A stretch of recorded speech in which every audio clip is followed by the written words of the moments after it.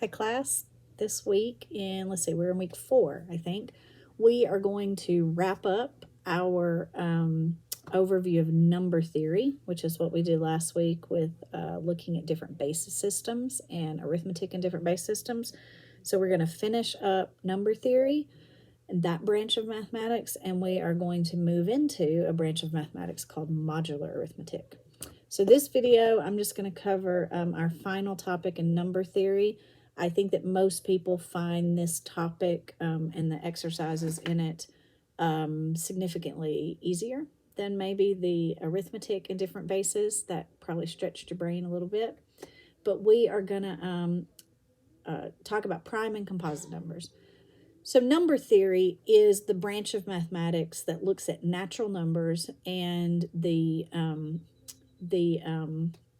properties that they possess. So natural numbers are just the whole numbers from 1 up. So 1, 2, 3, 4, 5. So we're not talking about negative numbers. We're not talking about fractions. Everybody said yay. We're not talking about decimals. We're just talking about whole numbers, not including 0. And so number theory deals with what properties do these numbers possess? How can we group them? How can we categorize them? Will some of them always show patterns in certain ways? And one of the things that, was an early discovery in mathematics is the behavior that some numbers are prime and some numbers are composite, and those numbers behave differently. So a prime number, most people are probably familiar with that term, right? Prime is a number that is only divisible by 1 in itself. So it cannot be divided evenly by any other number. So 7 is a prime number, right? 1 and 7 are the only numbers that will divide into it. 11. And there's some really large prime numbers that have been the subject of a lot of interest. Is there a systematic way to write out all the primes? How can we, like when you're talking about really, really large numbers, is there a way to figure out quickly, is it prime or is it not? Now, obviously, with the dawn of computers and programs, that has become a much easier task. But remember that when these things were initially being determined and people were trying to figure out how numbers behaved, they had not even calculators, right? Or maybe very simple calculators. So it's a lot easier for us today to answer some of these questions, although maybe not all of them. Some of them are still up for debate and people are trying to determine the answers to.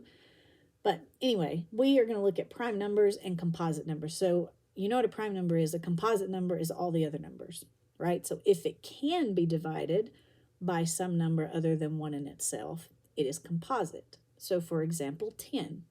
10 is divisible by 1 and 10, but it is also divisible by 5 and 2. So it is a composite number. Every natural number is either prime or composite except for the number 1. 1 is a special case, right? Because it doesn't really, it is only divisible by 1 in itself, but it is 1. So it just has a single divisor, and no other number in the natural group has that characteristic. So 1 is not considered prime or composite. It's its own special thing. Okay. So you are going to look in this section at divisibility tests. So if a number is composite or prime, how can we quickly determine if it's divisible by other numbers? So there are tests that have been determined for numbers 2 through 11. So basically, there are rules, 2 through, except for number 7. The number 7 does not have a divisibility test that works all the time. 2 is easy. Pretty much everybody just intuitively knows a number is divisible by 2 if it's even, right? That is your test. That's your divisibility test. So interestingly, there are similar tests, like I said, all the way up through the number 11, except for 7. So for 3, the quick divisibility test is if you add up all the digits and that number is divisible by 3, then the whole number is divisible by 3. So for example, if you take the number 36, right? The digits are 3 and 6. So if I add 3 and 6, I get 9. 9 is divisible by 3, so 36 must be divisible by 3. That was an easy example. Most people already know 36 is divisible by 3. But if you took, like, say, a 6-digit number, right, that is not obviously divisible by 3, you could quickly determine whether it was. 5 is an easy one. 5 and 10, most people know that. If it ends in 5 or 0, it's divisible by 5. If it ends in 0, it's divisible by 10. And then 4 and 8 and 9 are probably tests that are in 11, right? Those are probably ones that you're not familiar with, but they're again simple tests, and your textbook has a chart that lists all those out for you, and so you're going to be asked to test some numbers and see which numbers they're divisible by. All right.